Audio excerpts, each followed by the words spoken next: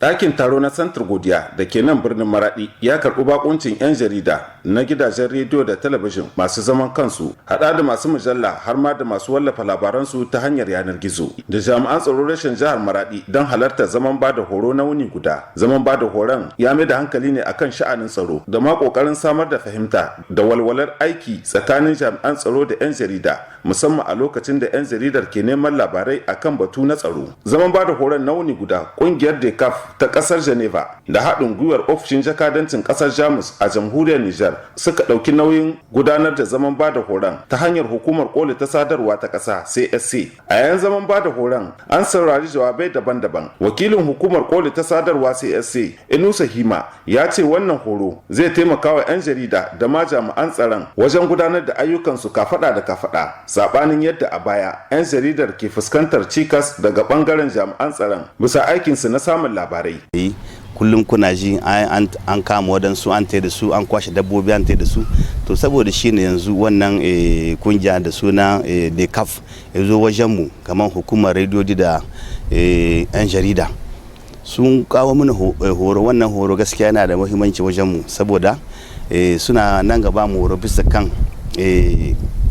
security, zaman tare kuma da alaƙar mu da mu 'yan jarida da wanda suna kula da security da abun da na cewa FDS kenan suna nan, FDS su ma suna nan, an jarida suna nan, duk wanda suna kula da zaman lahiya cikin kasa suna nan, kamar la police da gendarmerie da garde national duk suna nan, muna tare ana ba mu horo. Muna gani in dai sun samu horon nan da su da mu yanzu insha Allah za mu yi aikin nan a cikin kwanciyar hankali. A lokuta da dama 'yan jarida na zargin jami'an tsaro da hana su samun labarai daga bangaren su, ta kai ma har da kama su ko lalata musu kayan aiki na neman labarai. Wasu daga cikin 'yan jaridar da suka halarci zaman bada horon sun ce horon ya zo akan gaba tare da fatan samun sauyi da haɗin kai daga bangaren jami'an tsaron.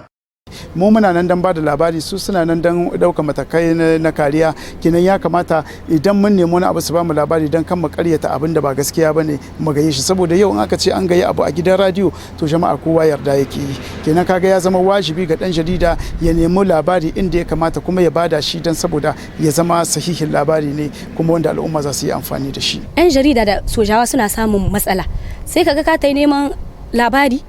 kai da soja ba ku gane mu juna ba, abin ya kai har jikinku ya kai ga juna, a yi hada a amshe kayan aikinka ko a bata maka kayan aiki. In kamar an yi attack wani wuri ko ba ku sa 'yan jarida su gai abin da ba haka nan ba, ku kira 'yan jarida sai ku ce ga abin da ake ciki nan wurin. Su ba su san abin da ake ciki ba, kuma dan information inda suka samu ko sun tafi wurin ku ba su information kun kore su, ai sai su gai abin da ke gare su ga hannu ko, kuma sai a zo kuma a yi ta samun matsala. To kun ga wanga formation din